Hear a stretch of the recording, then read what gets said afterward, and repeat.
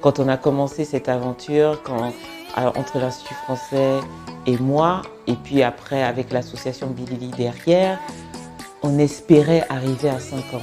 Donc imaginons à l'échelle d'un festival de bande dessinée au Congo, et on est à la 5e année, c'est juste magnifique.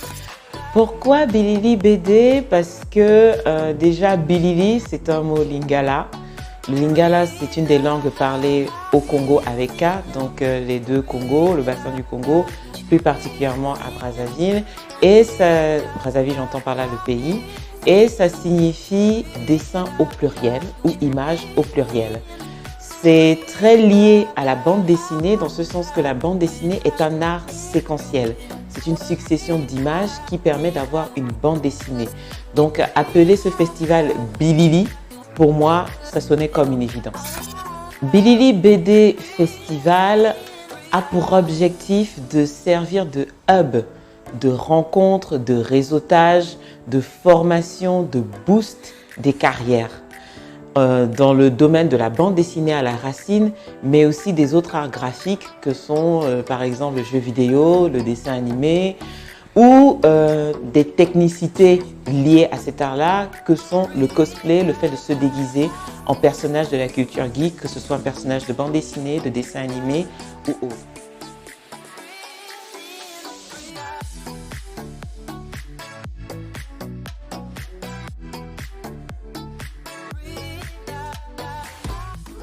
Yanos, auteur de bande dessinée, auteur congolais. J'évolue au sein de Bilili BD et aussi du collectif Graphique Noir. Et aujourd'hui, on est là pour célébrer nos personnages préférés. L'objectif de Bilili, c'est vraiment de servir de catalyseur. On rassemble tout ce beau monde dans un lieu. Nous avons le privilège et l'honneur d'être hébergés par l'Institut français du Congo à Brazzaville et à Pointe-Noire. Il nous donne un lieu idéal pour que les personnes se retrouvent et pour que le festival favorise les rencontres. Nous avons réalisé que très souvent, quand je dis nous à ce moment-là, c'est pas que moi en tant que créatrice, mais aussi les bénévoles et toutes les autres personnes derrière le festival. Il y a une association qui s'appelle Bilili qui est derrière le festival. Un rassemblement de personnes de bonne volonté pour faire en sorte que les actions du festival puissent être bien menées. Nous nous sommes rendus compte que quand on entend festival, on pense juste fête, célébration, récompense de prix, cadeaux donnés par les sponsors et les partenaires. Mais le Bilili BD Festival va plus loin que cela. On a mis en avant les auteurs. Certains ont vendu des BD. J'ai vendu tous mes exemplaires de la bande dessinée Mulatako, ça veut dire que le public congolais a bien aimé. Et voilà, c'était vraiment agréable de participer, de venir ici au Congo et à Brazzaville. On a aussi participé à de la naissance de collaborations de projets.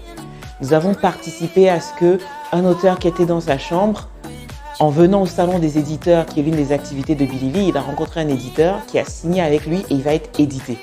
Donc ce qui était une passion au départ, va être une passion rémunérée. Alors, il y a pas mal d'activités à Bilili BD Festival. Nous avons des activités liées à la formation, comme des masterclass ou des ateliers, où des auteurs peu connus, moyennement connus, très connus, selon les réponses qu'ils nous donnent, proposent de partager leur savoir avec le public, les novices, les semi-pros ou même les professionnels qui veulent améliorer leurs compétences.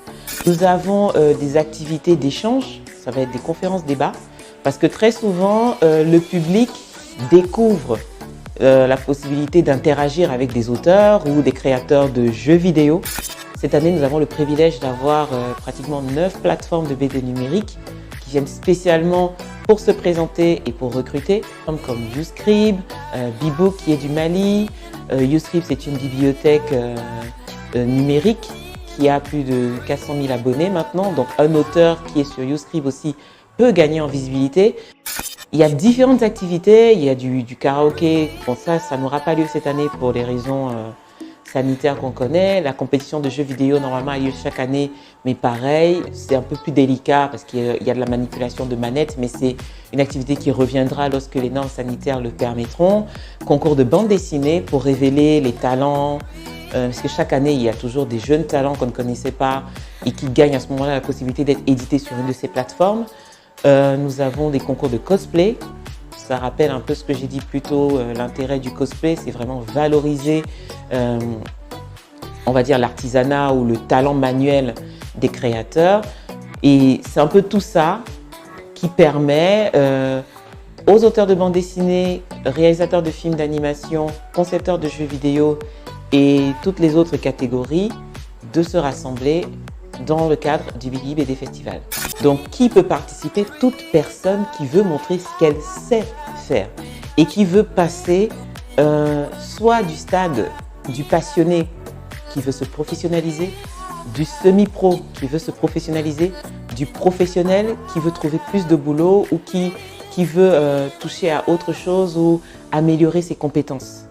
Nous sommes passés de 200 visiteurs en 2016 à sa création à 5000 visiteurs l'année dernière en 2019, ce qui est énorme pour même si on a l'ambition de passer à plus lorsque la situation sanitaire nous le permettra, c'est toute une logistique qu'il faut réinventer et réadapter. Donc l'Institut français est un partenaire non négligeable dans cette aventure. Nous pouvons aussi compter depuis 2018 sur la Cité internationale de la bande dessinée et de l'image d'Angoulême. Angoulême qui est depuis l'année dernière la capitale mondiale de la bande dessinée. Nous avons de plus en plus de festivals qui nous rejoignent en tant que partenaires parce qu'on ne peut pas, nous ne sommes pas sur une île, nous sommes le fruit d'expériences, nous sommes le fruit de communication et d'échanges. Donc nous avons différents festivals, j'ai parlé de Art Bubble du Danemark, il y a Lyon BD en France.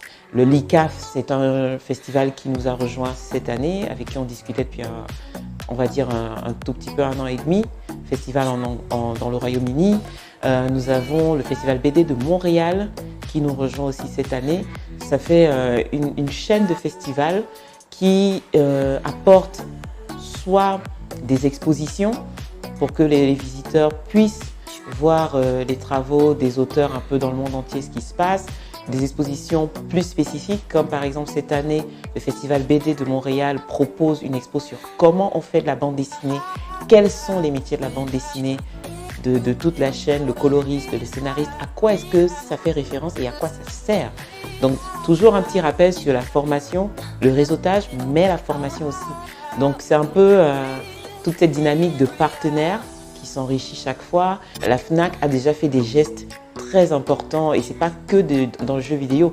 Ils ont offert des BD pour participer à la création de ma première bibliothèque pour les lauréats de concours de bande dessinée, pour leur permettre d'avoir plus d'une seule bande dessinée dans leur chambre et ce qui permet à ce moment-là qu'ils visualisent encore mieux ce que c'est qu'être auteur de BD. Nous avons été rejoints aussi par Canal+.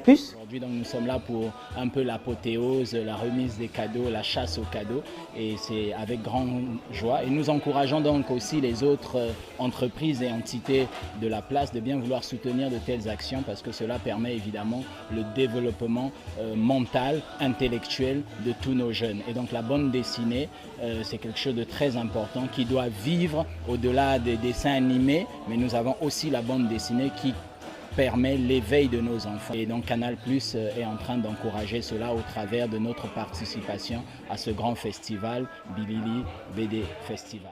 Canal Olympia travaille avec nous dans ce sens qu'il diffuse les films d'animation qui sont présentés au festival.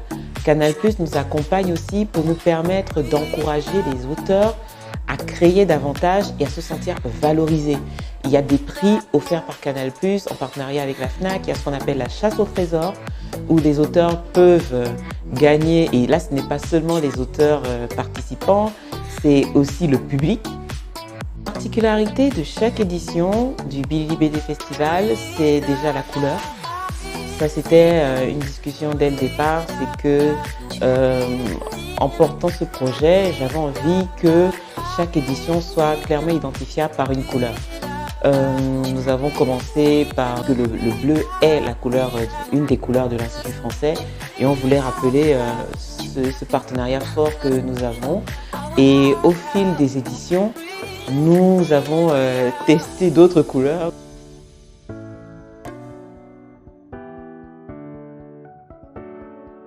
Et avec le vert, c'est de dire qu'il y a de l'espoir. Le vert est la couleur idéale pour l'espoir.